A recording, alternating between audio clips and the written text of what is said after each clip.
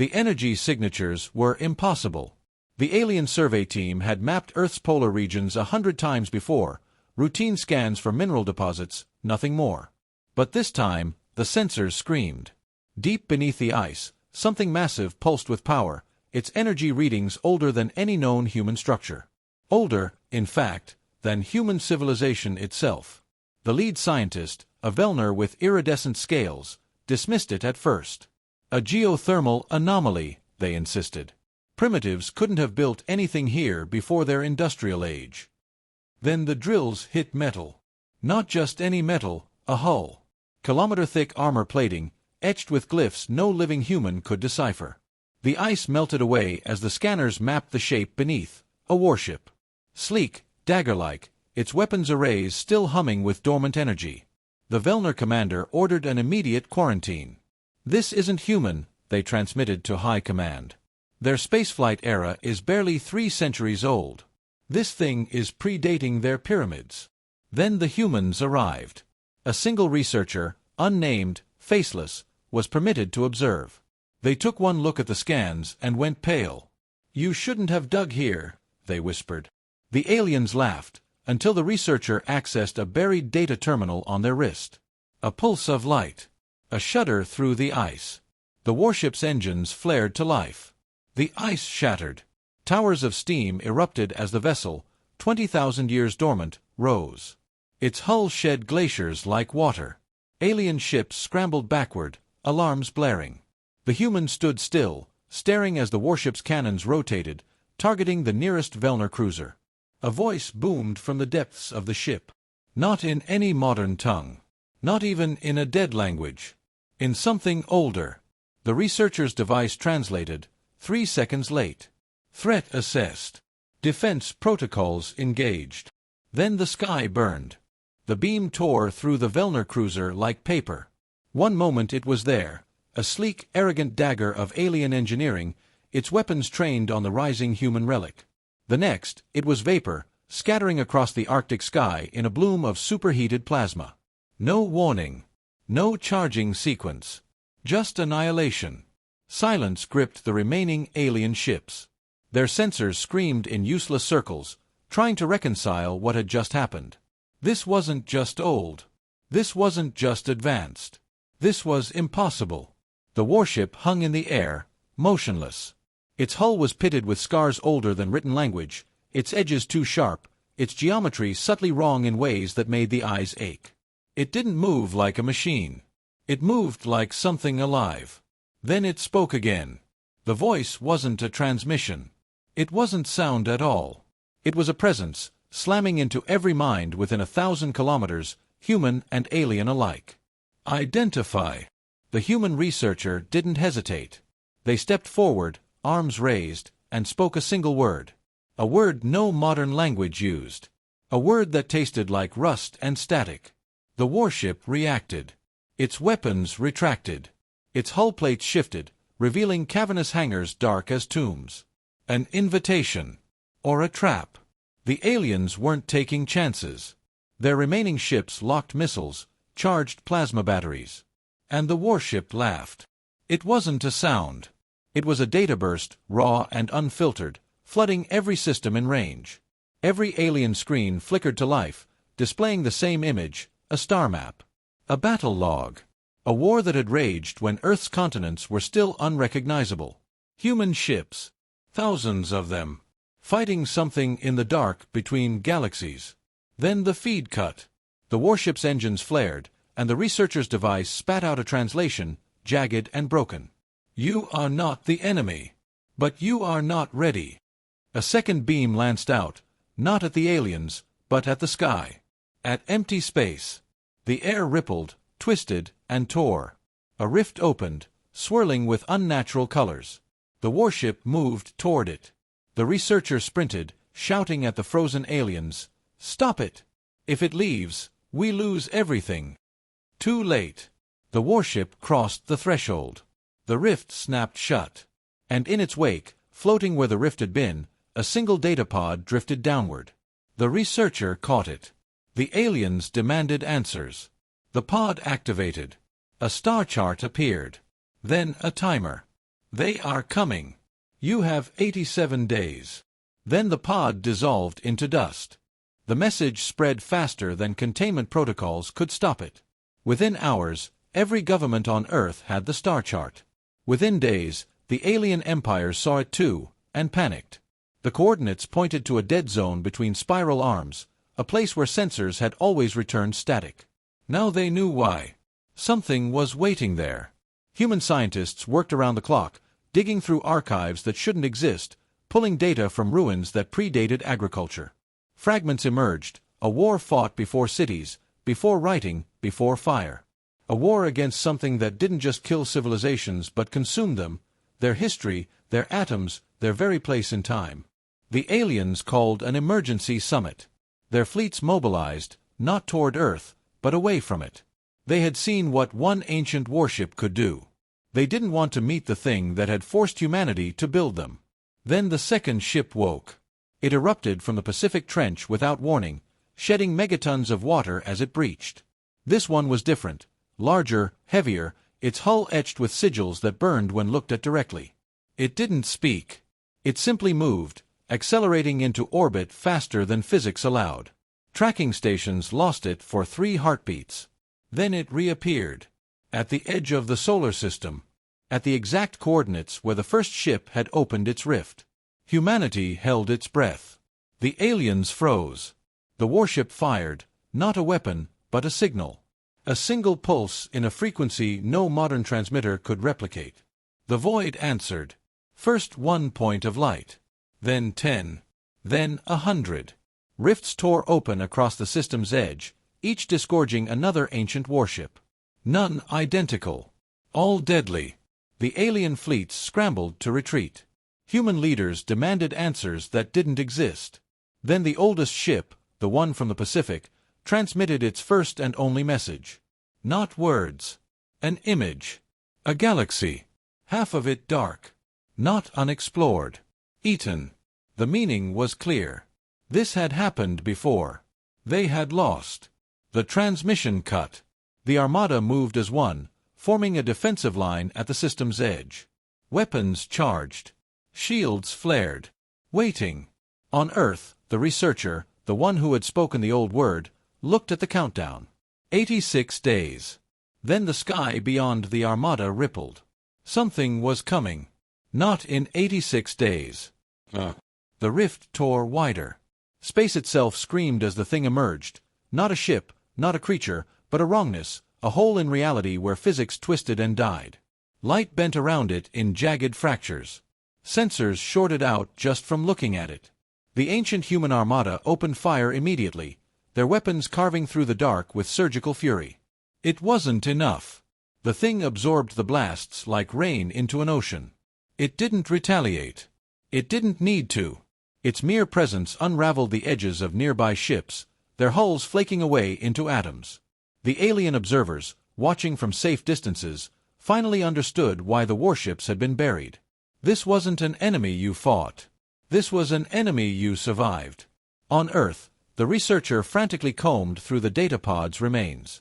The answer had to be there. The ancients wouldn't have left them defenseless. Then, a flicker. A buried subroutine activated, projecting a hologram into the air. Not a weapon schematic. A key. A sequence of quantum harmonics, designed to resonate with the Armada's core systems. The researcher understood instantly. The warships weren't just weapons. They were containers.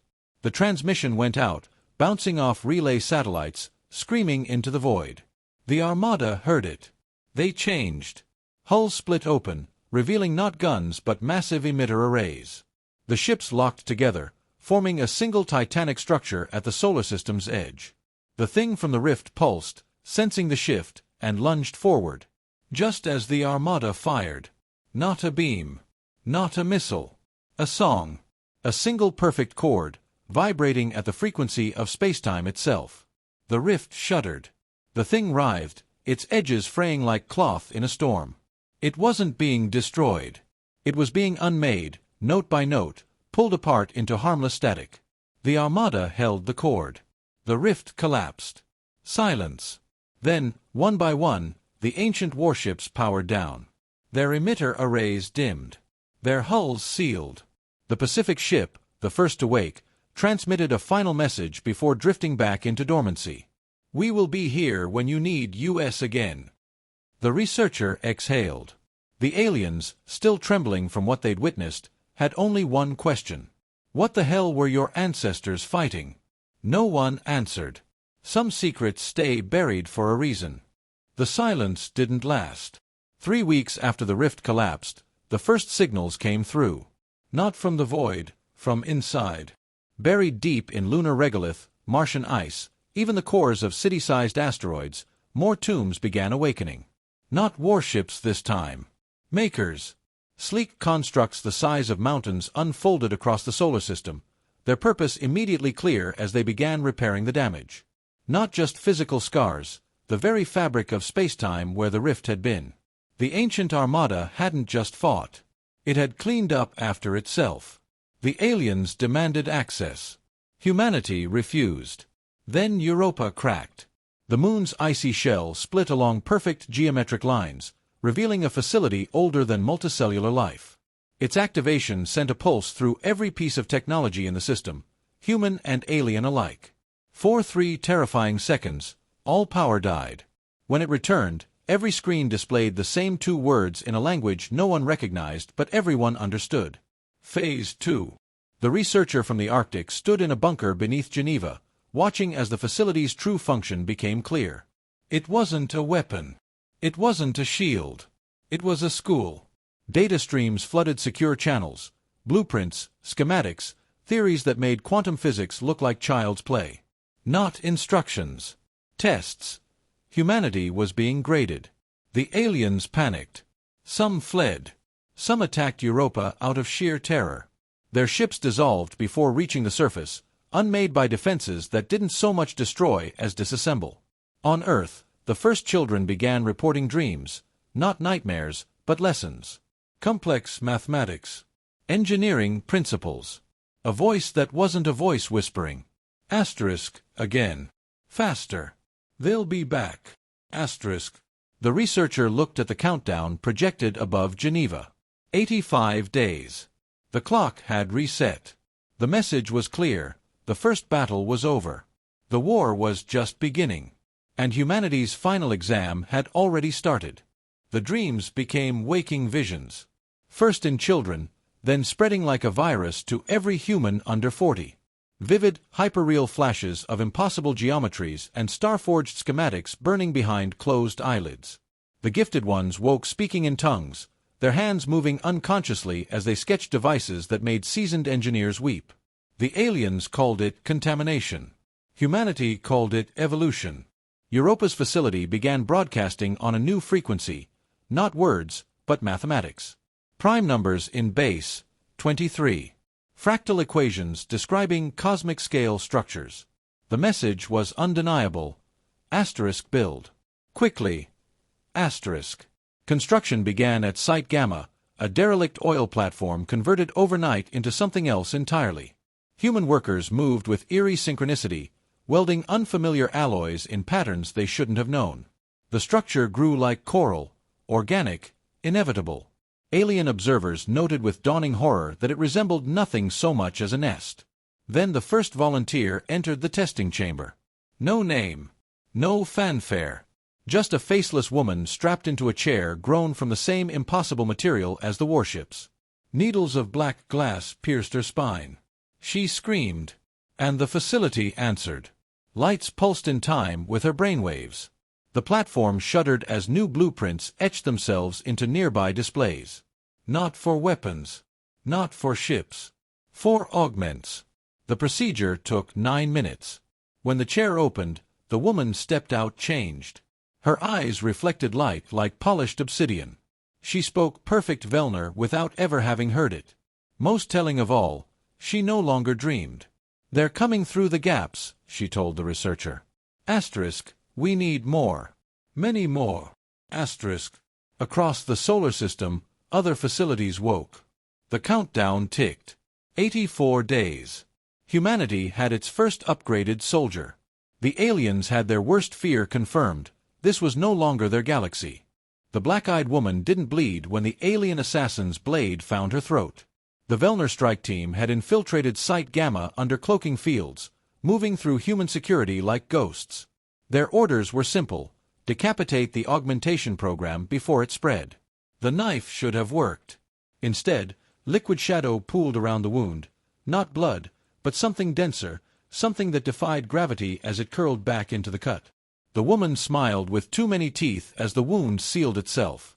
Then she moved. Not faster than the eye could follow. Faster than reality could track. One moment she stood before the assassin. The next, 6 𝗕𝗲𝘀 operatives simultaneously imploded, their bodies collapsing into spheres of meat and shattered bone. No weapon visible. No motion detected. Just a whisper of displaced air as space itself twitched around her. Security feeds captured everything. Within hours, the footage had leaked. The galaxy divided. 3 major alien coalitions immediately declared war. 5 others offered tribute. The rest froze like prey animals, waiting to see which way the wind would blow. Humanity's response was unanimous, not from governments, but from the changed. Across 100 worlds, augmented volunteers stepped forward. No 2 alterations were identical. One man's shadow detached to become a weapon. A teenager's scream could shatter diamond. A grandmother's touch rewrote genetic code. The researcher watched from Geneva as reports flooded in. This wasn't evolution. This was unshackling. Europa's facility began transmitting again. Not mathematics this time. Music. A dissonant, pulsing rhythm that made unaltered humans vomit blood after 30 seconds of exposure. The changed ones danced to it. Their movements built patterns in the air that lingered like afterimages, sketching symbols that burned retinas. At Site Gamma, the first woman tilted her head as if listening to a distant voice. "They're closer," she murmured. Asterisk, they hear the song. Asterisk. The countdown glitched. 83 days. Then 17. Then 5,412. The numbers meant nothing now. The gates were already opening. The stars began disappearing. Not fading. Not being obscured. One moment present in telescopes and navigation charts, the next retroactively erased, as if they had never existed. Astronomers checked their data. Historians checked their records. The changes went deeper than sensors. The missing stars vanished from memory, their absence leaving jagged holes in collective consciousness. Only the augmented remembered. The black-eyed woman stood on Pluto's frozen plains, barefoot in -230°C temperatures, tracing patterns in nitrogen ice that burned away as her fingers passed. Behind her, 300 similarly altered humans chanted in a language that cracked glaciers. Their voices didn't echo. Sound refused to carry here. Yet the ground shivered in perfect sync with their rhythm. At the chance crescendo, Pluto's moon Charon split. Not along fault lines. Along conceptual lines, peeling apart layers of reality to reveal what hummed beneath. The interior wasn't rock. Wasn't metal. Wasn't anything matter should be. Just pressure, coiled and waiting. The woman reached in. Her arm came back changed.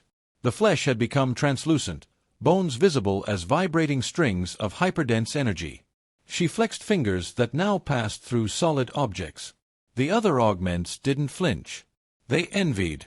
On Earth, the researcher monitored the changes through a dozen failing instruments.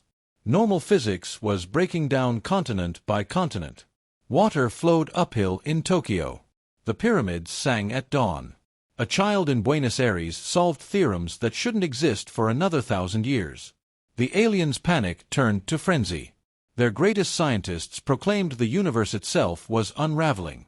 Their religious leaders declared this the end times. Their military leaders did the only thing left to them. They launched every remaining weapon at Pluto. The missiles never arrived. They didn't explode. Didn't vanish. They forgot their purpose mid-flight, arcing harmlessly into the void as their guidance systems erased their own targeting parameters. The woman on Pluto watched them pass, her new eyes seeing deeper now. "Too slow," she whispered. Above her, the sky twitched. Something was looking back.